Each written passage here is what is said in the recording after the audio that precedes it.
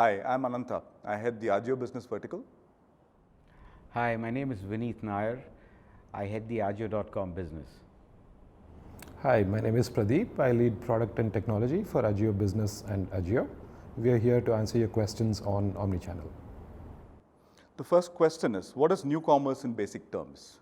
New commerce is a term that was coined by the chairman at the AGM when he announced that Reliance would partner with about 3 crore merchants across the country and across different verticals to be able to partner with us on a digital platform that not only provides basic information services and commerce, but also digital transaction services that helps deliver value to all the consumers that have not been addressed by either organized retail or digital retail so far. Would you like to add anything, Vineet or Pradeep?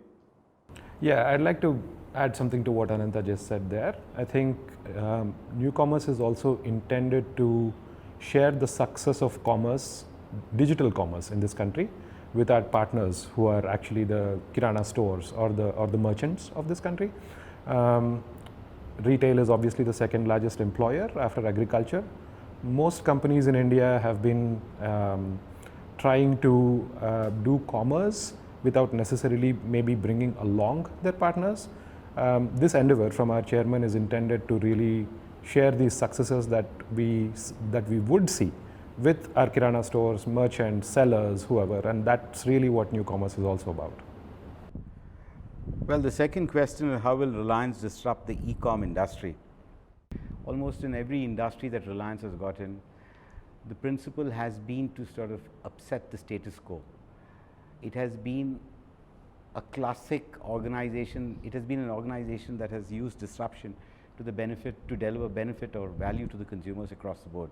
So even in the e-com industry, there are multiple aspects of the business that we look at to be able to deliver value that are significant and that are disruptive.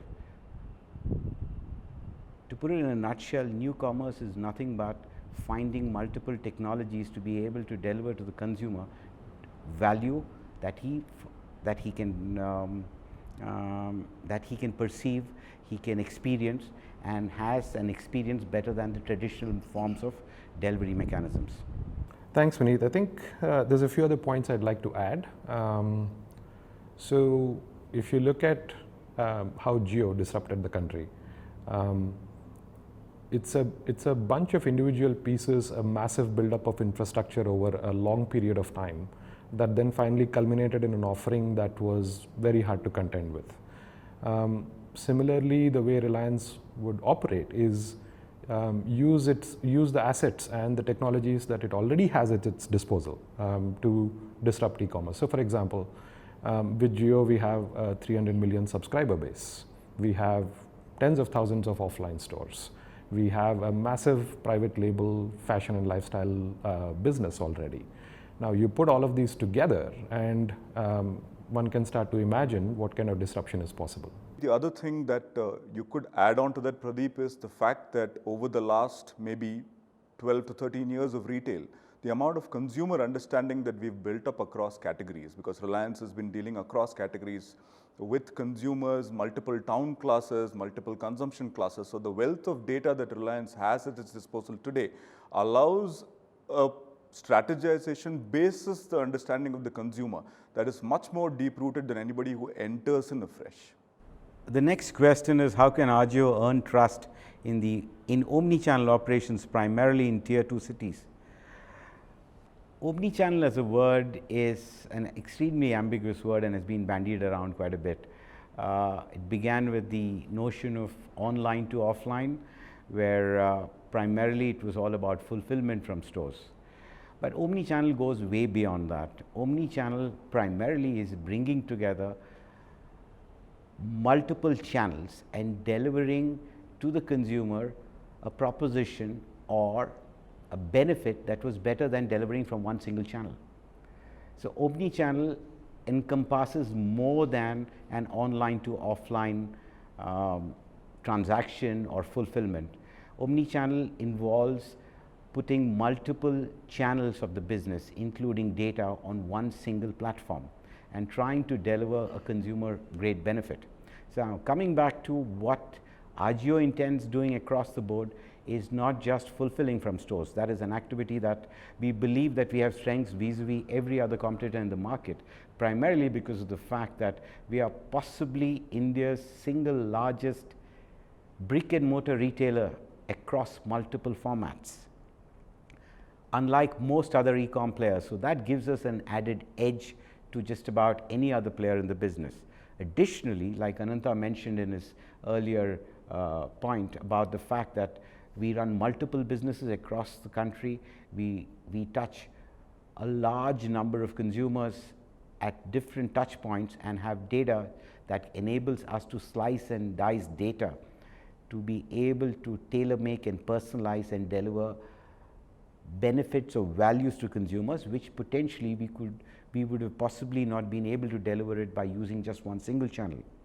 Specifically with regard to tier 2 towns, I do believe are still, should I call it a supply deficient market. So from those aspects, technology will help us bridge this gap at multiple levels where there are infrastructure deficiencies of goods reaching multiple parts of the country. Today, for example, in AJIO we deliver to almost 96% of the country.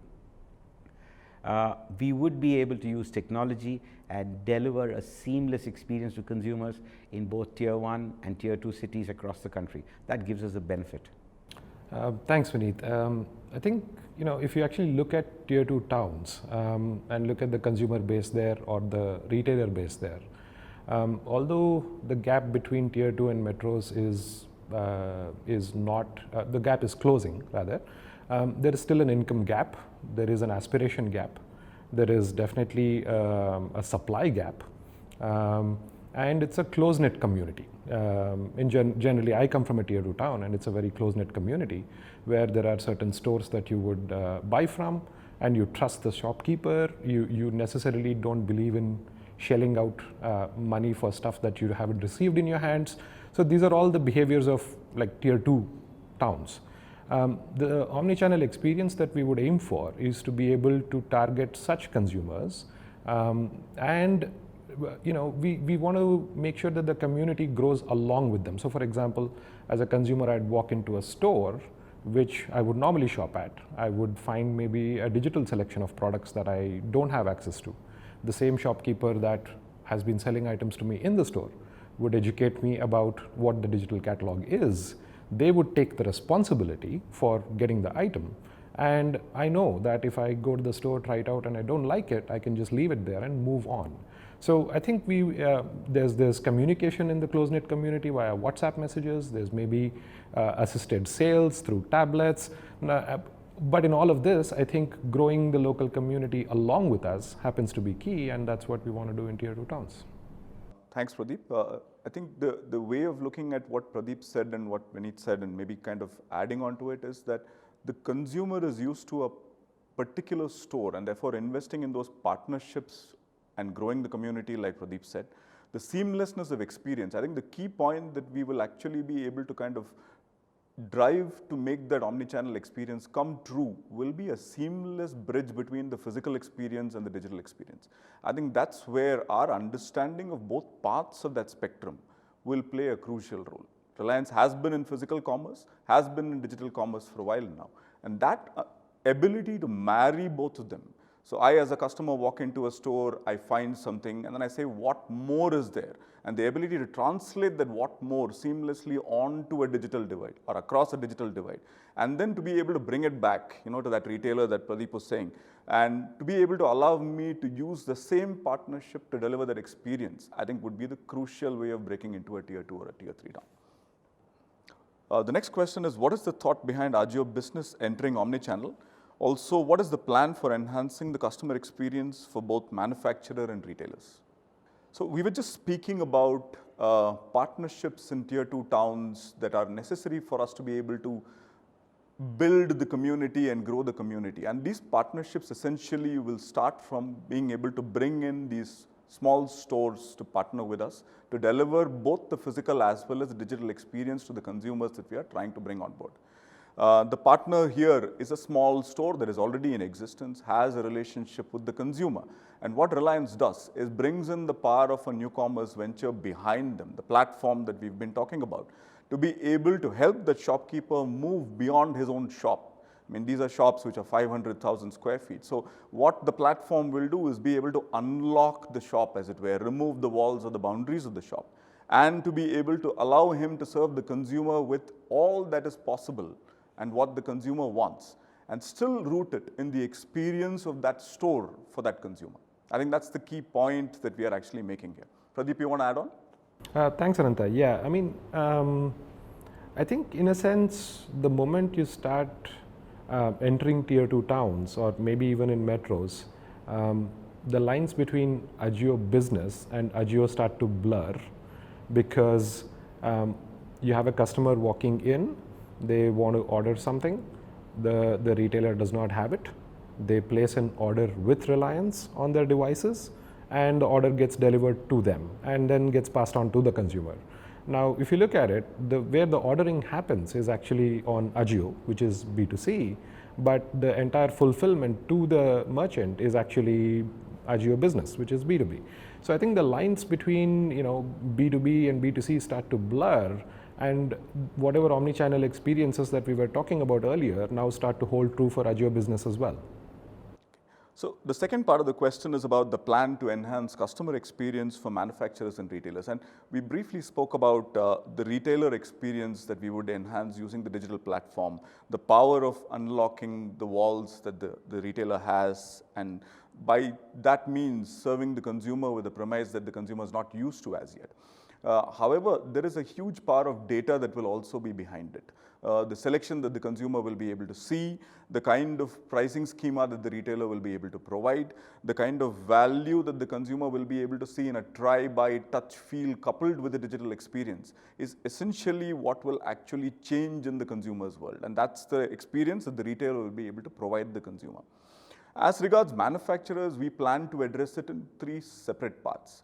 The first part is to be able to allow manufacturers to really build brands. If you look at brands in the country, brands are a handful. I mean, while labels, as we call them, are thousands. So the ability to be able to power a label into a brand is an opportunity that we will allow the manufacturers to do through us. We provide them insights, data, we provide them inputs and knowledge into how, where, and when they can actually drive their brand. What kind of consumer groups are buying them, and therefore how do they build the brand value and the brand communication to those consumers. All of this will actually happen through the platform that we have, and we are developing a platform for sellers apart from the platform that we have for retailers.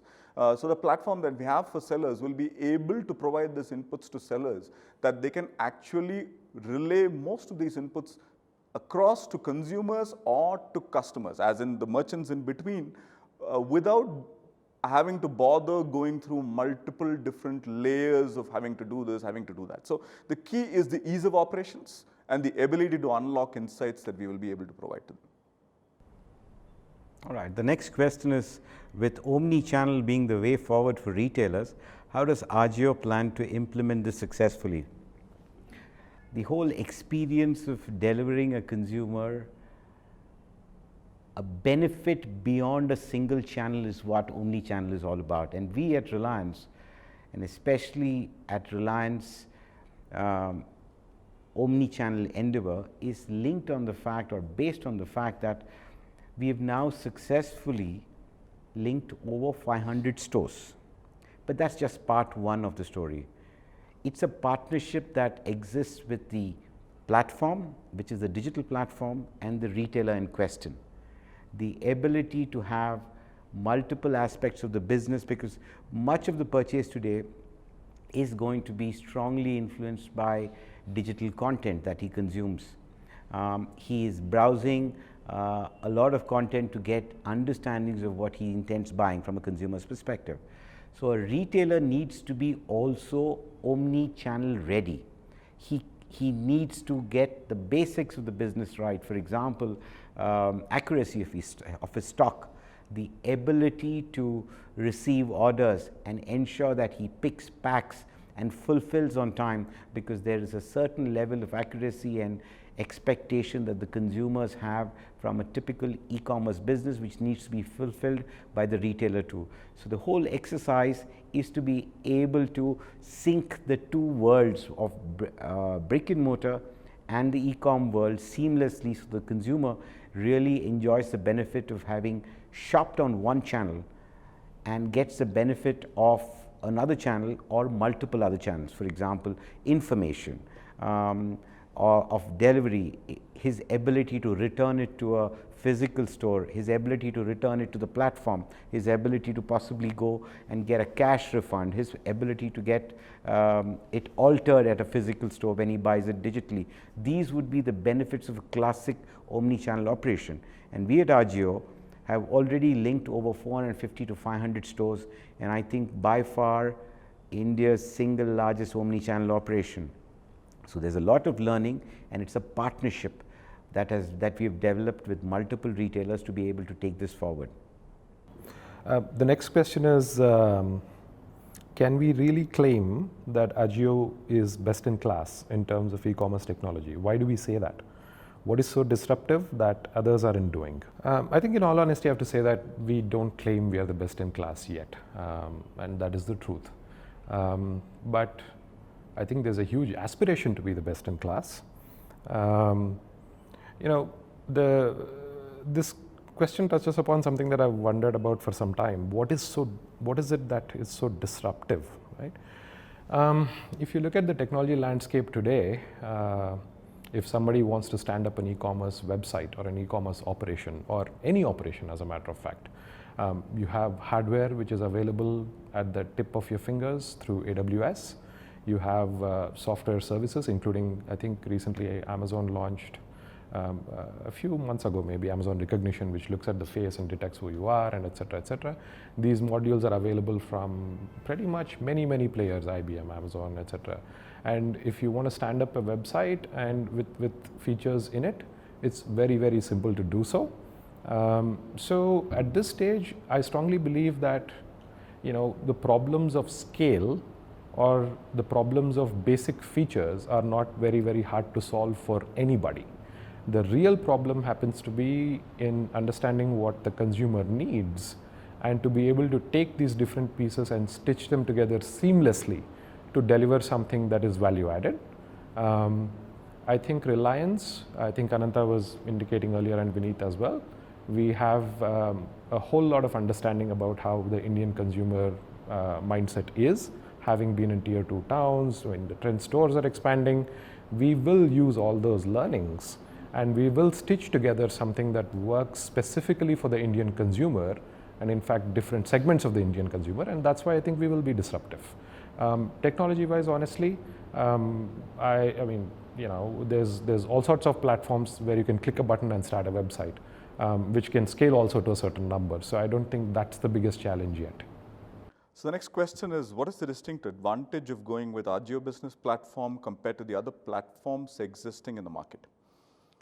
So we have spoken about this in answers to previous questions, but kind of summing it up, I think we are looking at a platform that eventually kind of encompasses most of what we've talked about: an omnichannel experience, an ability to digitally transform a retailer, being able to create an ecosystem that connects from sellers to retailers to consumers. So it is a platform that tries to provide answers to most of the questions people have today, and many of those that people haven't thought about. So the advantages will kind of present themselves over time. As we stand today, I think we focused on the B2B phase of our journey, where I think we are trying to provide the retailer with a choice that he has at his fingertips, at a value proposition and a price which makes his living easier and makes his value delivery to the consumer easier, and thereby provides a consumer proposition that brings more consumers into his store. I think that's the leg of the journey we are on.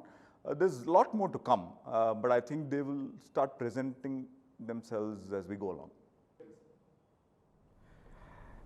I'm not sure whether I understand the next question completely. It reads as AJIO's affordable designer products increased 25 to 50% of sales for partner stores and marketplace, how can we associate with AJIO in a way that can mutually benefit both parties? I would assume that this question basically is talking about how do designers or fashion designers who necessarily do not have existing brick and mortar operations or are smaller businesses that retail at 25 to 50% higher prices, I would assume could be this question. How do they partner with AJIO, especially with us opening up our marketplace? At AJIO.com, we've just about opened up our marketplace just about a month back now. We've got a few of the largest brands on our marketplace today, some of the biggest brands on the marketplace. Additionally, we are also in the process of inducting or bringing on board young designers and other talented individuals who can put together exciting ranges for us, and we are in a position to offer them a platform to reach a large portion of the Indian consumer base. So you could get in touch with us, we could contact you, it's available on our site. Please do write into us actually. The next question is, you've progressed from the waterfall model of working and tech deliverable timelines of 3 to 12 months to 2 to 6 weeks. How do people grow with such fast-paced expectations in engineering teams? What's the growth model you promise for people to join AJIO? Honestly, I think 2 to 6 weeks is not a very fast-paced environment. The reality is that today we release multiple times a day, but we also spend an enormous amount of effort doing so. So our goal is to actually release multiple times a day without any effort. And I think for the tech audience out there, you know, the usual names of CI/CD using Chef or Mavens or Jenkins or and doing automated regressions, etc., come to mind.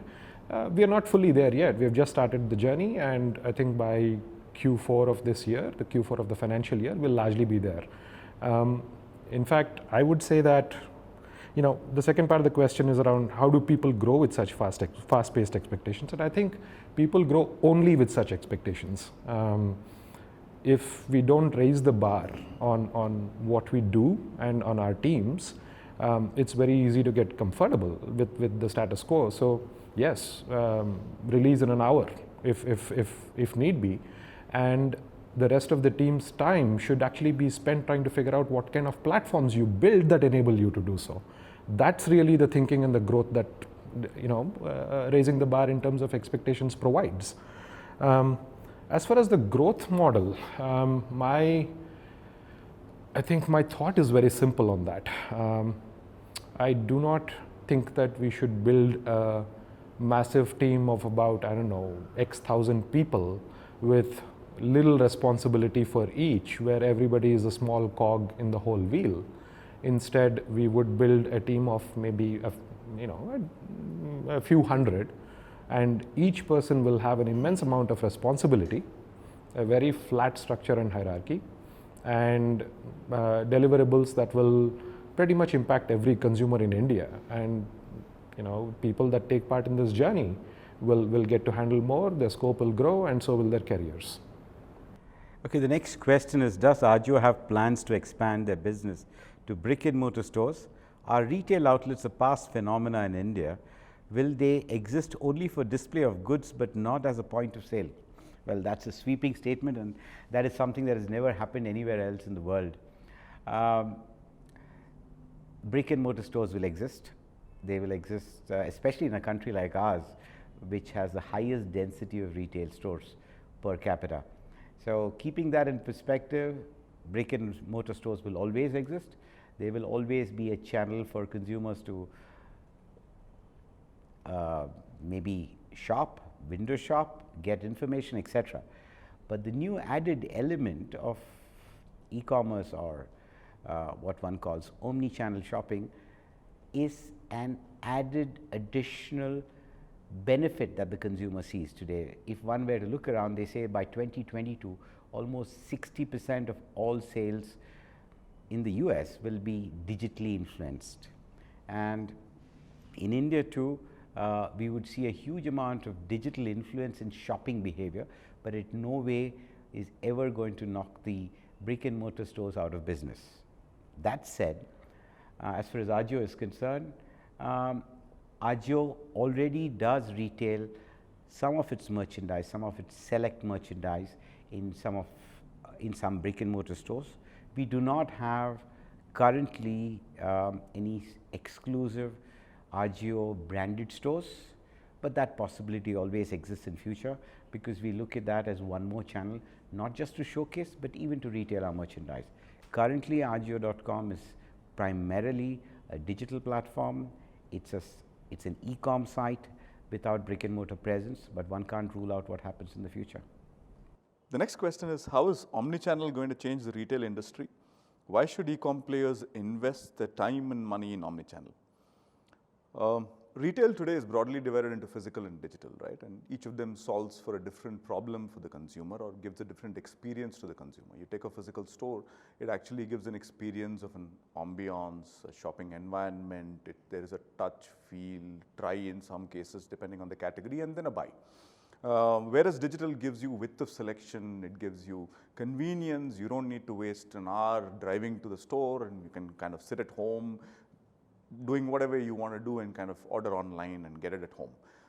So omnichannel actually tries to bridge the gap between the two, if you were to look at it. And what it does for the retail industry is it allows to be able to present consumers with both propositions seamlessly. And we spoke about the seamlessness of this experience some time ago, addressing another question from another member of the audience.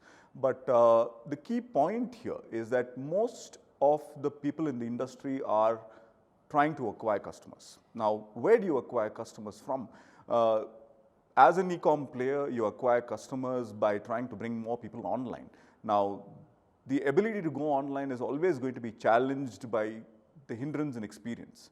So what omnichannel does for the industry is it kind of revolutionizes the ability to present an experience and thereby acquire, retain, engage, and grow customers along with you. Okay. And why most e-com players would invest in this would be for the same reasons, that it kind of allows you to acquire the customers from a new point of existence, and it allows you to build them and grow them along with you through the combination of the experiences that you are able to provide to them. The next question is, what's the role of technology in making AJIO business scale? So I have to admit, for a second there, I was thinking about what isn't the role, because just like AJIO B2C connects, retailers and end customers, AJIO Business is a platform that actually connects wholesalers and retailers. So you still have the same problems. I mean, where do you get your retailers? How do you create your catalog? How do you get inventory updates? How do you make items live? How do you fulfill these orders? How do you collect payments? So I think I'll keep the answer maybe very simple, and that is that each of AJIO Business or AJIO are marketplaces, and the same amount of technology or complexity goes into each, especially as we seek to expand across all the states in India. The catalog is massive, people need to search, retailers have different needs, all of these need to be built. So the role of technology there is quite large. Well, the next question is quite interesting actually. The question, I wouldn't know whether it's from somebody in our own setup. The question is, why is AJIO benchmarking their business goals to Myntra? It's good to benchmark market leaders, but wouldn't it stop you from trying new innovative ideas? We don't benchmark necessarily against Myntra for any of our business KPIs, should I say. Yes, it's used as a reference point, and I do believe it's a good reference point. I also believe that we don't benchmark against them because, like you mentioned in your question, it stifles new thinking, it stifles new ideas, and in the business that we are, that is so dynamic, I don't believe it makes sense to sort of benchmark against somebody who has existed for a long period in time. This is a business which is all about ideas, it's about innovation, it's about new ways of doing things, and we would refrain from that, and we do refrain from benchmarking against any specific player, both nationally or internationally. So clearly our business is one about ideation and new thinking, and with a team that like ours, which is a very young team, which is about I think the average age in our setup is about 27 years. We encourage fresh ideas and thinking. In fact, I'm sure Pradeep would add to it, because many of the technology guys who work in his setup are, I would believe, are not necessarily benchmarking against existing business operations. Yeah, thanks, Vineet. I think you said it absolutely right. I mean, whenever we sit down in our business reviews, we absolutely talk about, not just Myntra, but we talk about, Nykaa, we talk about this, we talk about that, we talk about ASOS, right? So I think it's not just one entity that we refer to. We are very clear that so one has to obviously know the trends in the consumer fashion industry. One has to know their competitors, and we certainly must understand consumer needs. So the discussions actually go from competitors to consumer needs to what we want to achieve as a business. And a bringing together of all of these three elements then creates a business plan and a technology plan. So yes, Myntra would figure as one of the players, but certainly not the only one. The next question is, how does AJIO use consumer insights and data to enhance the omnichannel experience for customers? So Reliance is already, I think, the largest retailer, organized retailer in India, and we have we have millions of footfalls in our stores. And there is obviously a rich set of information that we have about people's purchasing patterns offline and similarly online on our digital properties. Also data that exists in terms of usage of bandwidth, etc., etc. So I think, there's many different ways in which this data can be put to use, but we're also very cognizant of making sure that we do this in an ethical manner. Some examples could include things like, if a person has already bought a certain type of shirt offline, then maybe the same data could be used to recommend similar brands and similar sizes online. Other examples could be if the person is walking by an offline outlet and we know that they are an AJIO.com consumer, and there's a great sale going on inside the store, maybe we could send them a prompt at that point in time saying, hey, go check out inside the store, and here's a great deal for you, especially on the brands that you are interested in. So I think, there's many different ways in which such data can be put to use, both offline and online, and I'm sure Vineet has obviously thought about it a lot as well. So Vineet, you have anything to add? Thanks, Pradeep. This is a very critical question to be asked, especially because from a Reliance retail perspective alone, if you look at the kind of brands we straddle the absolute luxury business, followed by bridge to luxury businesses within our own brick and mortar space, to value and even economy. That's at one end of the spectrum. So we have a lot of information about consumers across the board. We have a very robust loyalty program that exists with each of our various businesses.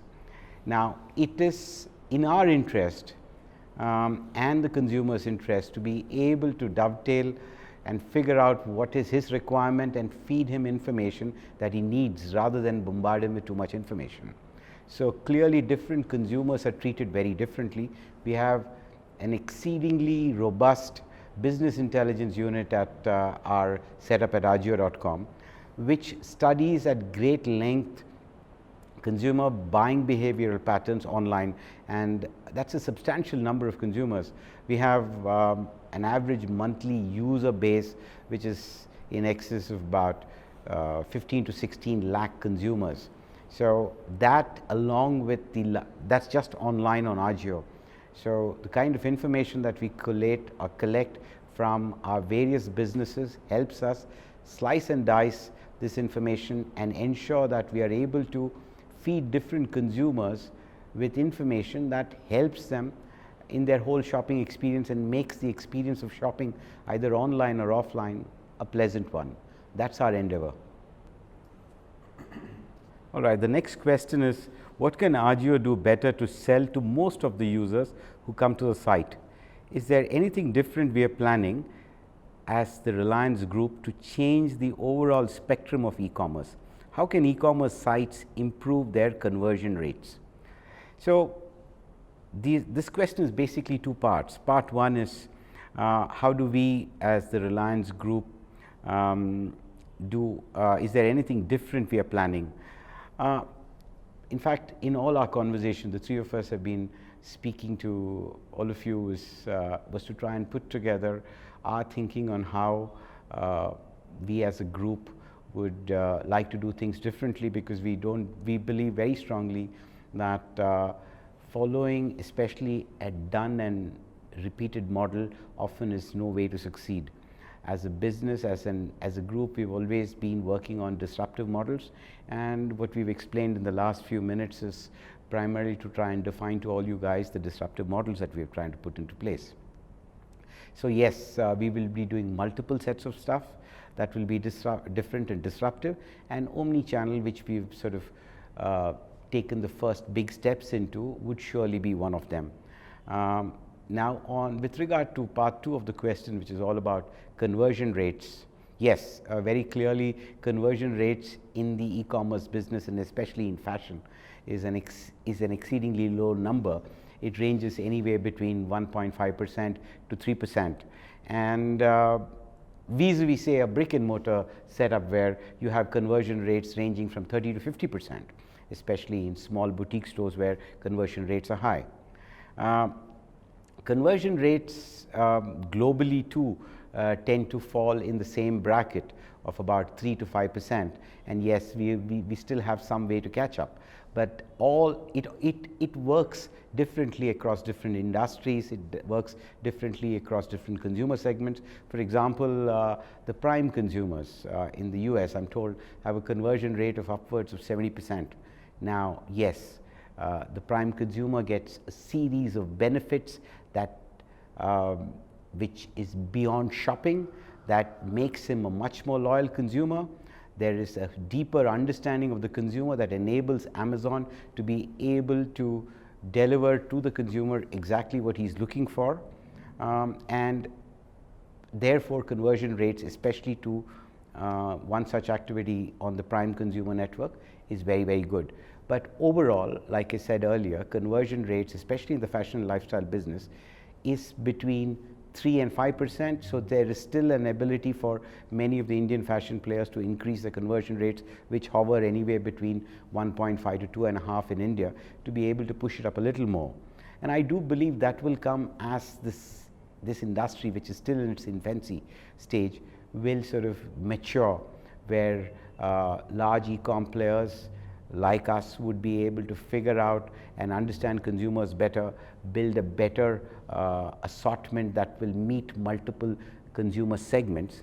And also remember, India is not exactly a homogeneous consumer base. There are multiple consumers segments in India, the country itself.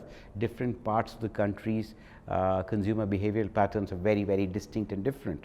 So it will be imperative for us as we progress to be able to use our business intelligence of multiple customer bases and tailor make assortments, and being able to ensure that these consumers discover it.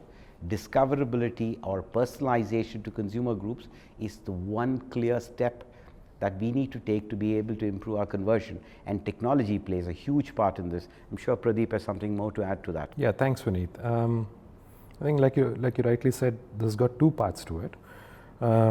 What are we doing different as a Reliance Group to change the overall spectrum of e-commerce? I think all the three of us have dwelt upon this question in various ways, talked about new commerce and B2B2C and tier 2 penetration of omnichannel. There's, I think, a bunch of answers that have been given about that.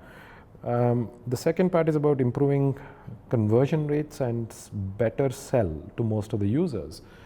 I'd read the objective slightly differently. I would say that the objective is a mix of what we want to achieve as a business, along with which consumer need we want to satisfy. So, for example, a horizontal player can have a loyalty program with added on benefits, and that improves conversion rates because people would go there very often, whereas a vertical player might not necessarily do that. A vertical player has to then innovate in their own space fairly deeply, and that's where I think omnichannel plays a part. You're trying to offer assorted conveniences to consumers in that very specific area. I think, there have been ideas around try and buy, and some other ideas include if a consumer orders, let's say, a large item, ship both a medium and an extra large, and have them try the 3 things on and then pick what they would like to pick, and then the remaining 2 will get sold to another consumer at that store. So I think there are many ways in which we can actually innovate to improve conversion rates, but I think conversion rates is not the objective. I would say that I can make the price 0 and improve conversion rates. Conversion rates need to be effectively balanced with the overall P&L, and it's a constant jugglery between providing enough of a good price, while at the same time building out value conveniences for consumers so that they keep coming back to us. The next question kind of leads from where Vineet was talking about. So the question is, how rapidly is the Indian fashion scenario changing in perspective of the rural market, and how is e-commerce platform playing a major role in changing this view? We've all heard the phrase Bharat and in India, and about how Bharat is not very homogenized, whereas India is better homogenized. It's not still homogenized. And Vineet was just saying that, the trick is in being able to do the right thing for the right consumer set. So one part of the answer is that there is a rural market, but there is a consumer mindset. That's more important to recognize. I don't think we distinguish geographically as much as we distinguish in terms of consumer mindsets. And this consumer mindset need not necessarily be found in the rural areas. There could be a similar consumer that's present even in a city like Bangalore. And we need to be able to present a credible proposition to that consumer wherever that consumer is. I think that's the way that we are looking at it. But I think the deeper you go into consumer mindsets, the key differences lie in the fact that India is not one country, but probably a set of countries put together. And in terms of the way we present these propositions, fabric types change, size preferences change, fit preferences change, color preferences change. So I think one large part that the fashion industry has got to get under their belt, and very quickly, is a much deeper understanding of these consumer mindsets and their preferences, and to be able to use these to serve what we talked about as curated assortments. In a way, Vineet referred to it in the earlier question about conversions. It is about being able to understand them and tell them that we know you, hey, and therefore we can serve you better. The key point here is to be able to understand the consumer, is what I feel, irrespective of where they're present. E-commerce platforms play a role in this because in a way they try and present these curated assortments much better. Physical stores have tried to do this in various ways. They have been successful from moderate to very successful. But I think e-commerce allows for personalization, a subject which we touched upon a little earlier. It allows for personalization to a degree where I could theoretically personalize unobtrusively or without kind of crossing a boundary to be able to suit one person at a time. I think that's the role that an e-commerce platform plays in being able to serve the understanding to consumers. Vineet, would you like to add on? Yeah, in fact, a couple of points actually over here.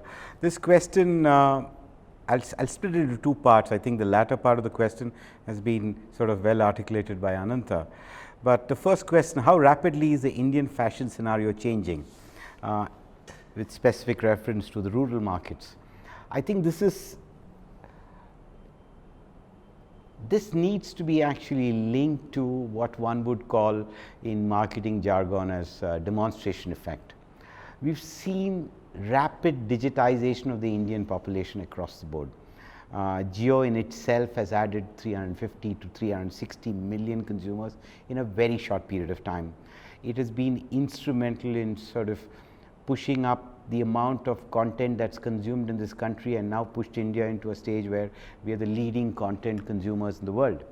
Now, all this content in many ways sort of funnels consumer behavioral pattern and of course fashion sensibilities.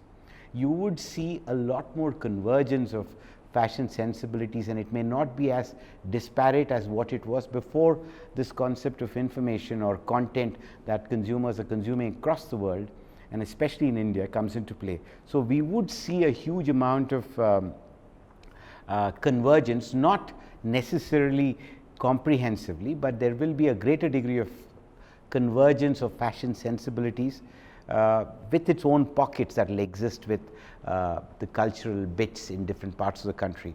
And the e-commerce industry, with its ability to offer massive widths in excess of 300,000 options, 500,000 options, 100,000 options across many of the sites, would be in a position to offer distinct blocks to a larger consumer base than any physical store could ever do. It bridges over the infrastructural gap that exists, and therefore I genuinely do believe that the concept of content, the content that's being consumed will sort of create a fashion convergence to some degrees, and the fact that e-commerce does not have a restriction in terms of offering a very wide availability would dovetail with each other to be able to push this segment a lot faster. The question is, 1 year down the line, will Indians be proud of AJIO as the biggest tech revolution in Indian e-commerce? What are your views? As much as I would like to say, yes, I want this to be the case, I think it will probably take a little more than a year. What I'm fairly confident of is that given the kind of business experience that we have, both offline and online, AJIO will be one of the biggest players in Indian e-commerce. As far as tech revolution goes, I think it will largely come about through this seamless integration of offline, online, and offering the consumer experiences that all of us here have been sitting and talking about. And I think the tech revolution part of it also comes because people, the products that we build will probably be touching anybody from a small remote village somewhere in the Himalayas to probably somebody sitting in an in an apartment in a gated community in any of the metro cities. So the answer to the question is, I think we will get there, but the time frame might be a bit more than 1 year. Adding to what Pradeep said about being proud of the technology bit, I don't think consumers are going to be viewing us from the perspective of the technology part or the services part. It's the product that they get or the services that they get from us. And AJIO, for all practical purposes, something that's created in this country by us for us. Unlike, may I say, many of the other businesses, which would be something that has been sort of tuned or picked and populated in this country to suit the tastes of this country, or at best sort of refined to suit this country. So there is going to be multiple aspects of what we do on this business which is going to touch a lot of people, and I'm sure lots of people are going to be exceedingly proud about the fact that this is a truly Indian enterprise that will deliver what many of us truly hope that organizations in this country do, and Reliance has done that with just about every business that they've been into, and I'm sure we'll do it in this business too. That's actually a great summary, Vineet. I think I completely agree with you. In fact, I think even though I'm a technologist at heart, I would still think that consumers care less about the technology. They care about what you're offering them. They care about the merchandise that you're selling. they care about the policies that you have in place, they care about the conveniences that you have at hand. So I think for somebody to be a known entity in the Indian market, a deep understanding of the consumer base, and then for each micro segment of that consumer, innovating deeply. The kind of experiences we want to offer will be very different for a luxury shopper. They will be very different for somebody who is from a value segment. Although both will be treated in different ways, the experience will still be stellar. And as long as we do that, no matter how the country's population goes from a middle income population to maybe an upper middle class income population, I think these experiences that we have handcrafted will probably make us feel really, really proud. And I think I would like to emphasize on that a lot more, and obviously the role of tech behind that is large.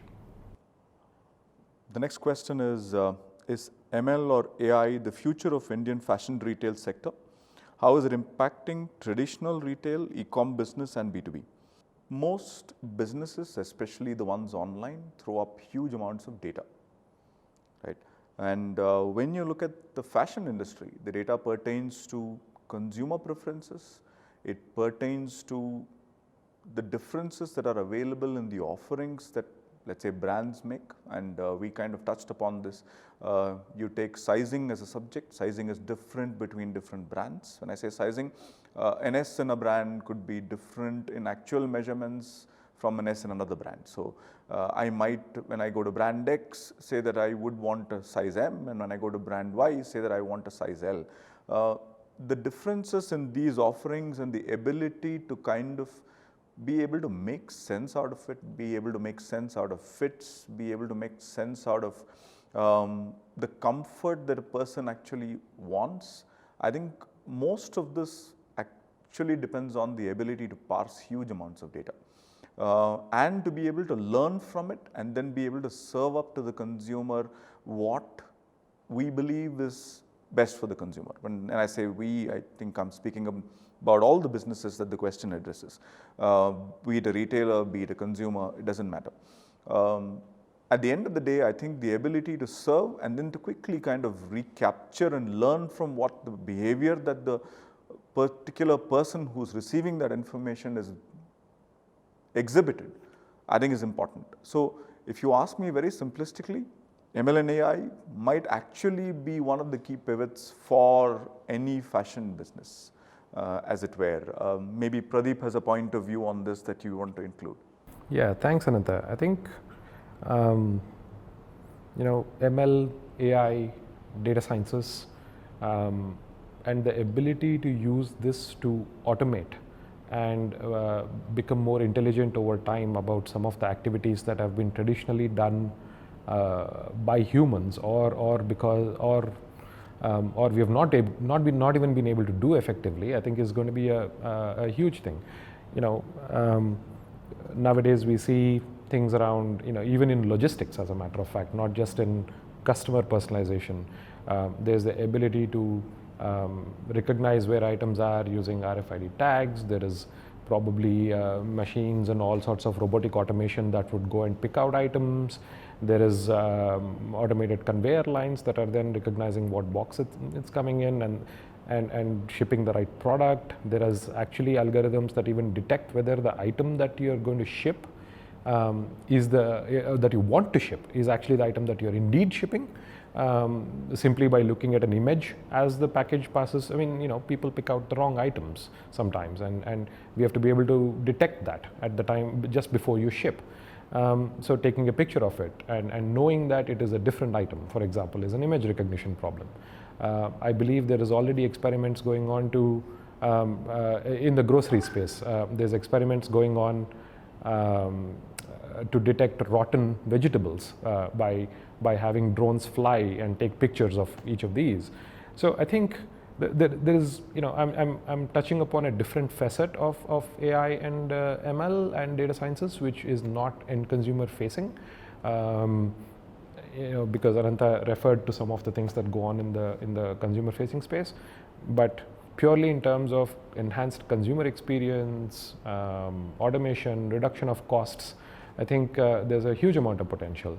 In fact, in an offline store, as you walk in, and there are prototypes all over, all over the world where the body contours are detected, and then those are used to even predict. Size is easy, fit is difficult, because I don't think that people even today capture attributes like stretch, right, and droop. How are you going to recognize that without a human actually providing those details? I think these are all very interesting challenges that we will all face as we go forward. Well, the next question, I'm not sure whether I comprehended comprehensively, but I'll take a shot at it. With the global companies pressing their footprint strategically in channelizing Myntra, Flipkart and Walmart, do you see competitors for AJIO exist in India in the retail sector, or is the business focused on the top 5? And there are 5 brands listed out, which are actually group companies. If the question is whether global brands that come into India, will it sort of be a massive competition to AJIO, etc., yes, the answer is yes. Any brand that comes into India in its fashion and lifestyle space will always be competition. But if one were to look around the world, it is always the local brand that ends up being the single largest player. Whether you go to the US, or whether you are in Europe, or whether you are in UK, the single largest fashion lifestyle player is usually a local player. That given the fact, that is one fact of life. But yes, many of these global brands that are coming into India have got enormous amount of experiences in their respective countries, or in other countries where they're operated, and yes, there will be competition. And as far as AJIO is concerned, we look forward to competition, but we do believe we have the resources and the capability to be able to play, to be India's in the e-com space, one of the largest, or if not one of the largest fashion e-com player. This is a position that we have acquired in the brick and mortar space, because very clearly, undoubtedly, Reliance, along with its various brands, especially Trends, the RBL Group, the Marks and Spencer's business, the business out of Delhi, etc., is India's single largest fashion and lifestyle company. So I don't see why we can't replicate that online. That is my answer, unless Anantha, you have something to add to that. So there's maybe just a couple of nuances that maybe we can call out here. While there is always competition, I think the Reliance way of looking at things is, how can we kind of make the market bigger, right? So if you look at what we are doing in the case of the digital online commerce, or even the new commerce initiative within Reliance, the idea is to make the pie larger. And as you make the pie larger, maybe some of that pie will kind of be taken away by competition. But as the agent that has made the market larger and has brought the market to a different level of existence, Reliance will benefit from that particular aspect of growth much better than most others, is the belief that we have.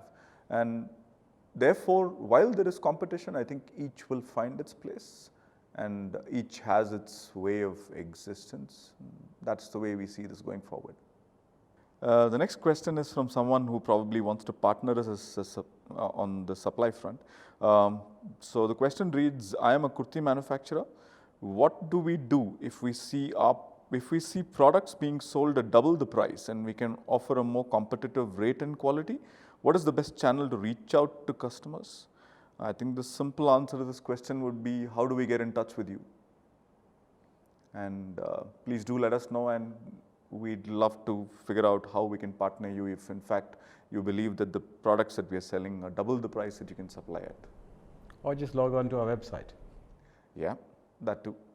Okay, I guess I have one more question to handle. The question is, where do you see the future of mom and pop stores and businesses by young entrepreneurs panning out with AJIO business coming to life? In a country of shopkeepers, mom and pop stores will always exist, and the model that we are envisaging looks to partner with many of these stores to build their businesses further. So in fact, AJIO business with AJIO.com specifically, this gives many of these stores the opportunity of reaching a much wider consumer segment than the current base that they offer. It also gives them the opportunity to understand fashion, maybe get a lot more details on content, because AJIO is not just a shopping site. We do put out a lot of material that enables consumers and retailers to be in touch with the fashion industry. And from a business perspective, I'm sure Anantha has a couple of points to add to this. So I think taking off from where Vineet left, I think we have spoken about it across multiple, questions from you all before this. And the key part is that going by the vision that we started off with, that the chairman has kind of voiced regarding new commerce and regarding this being an initiative to partner such a large multitude of merchants to be able to deliver a proposition to consumers. We are clearly stating that the mom and pop store, or the kiranas as we call them, are not only here to stay. We believe that partnering with them to be able to deliver a certain promise or a value proposition to consumers that the consumers might be aspiring to, which the kiranas might not yet be able to provide, I think is the key for a future that we are trying to build. So definitely they're here to stay. Definitely we look towards partnering them, and definitely they will be part of a future retail scenario where the consumer will be able to interact with them both in a digital and a physical manner. I think that's the way we see this. All right, that ends the sets of questions that we've been put forward to today. It's been a very enjoyable experience for all of us, and I'm sure I speak for both Anantha and Pradeep. Thank you very much for your questions. Keep them coming. We should try and figure out other ways and means, and also maybe a repeat of what we did this time to reach out to you guys. Thank you very much. Thank you. Thank you.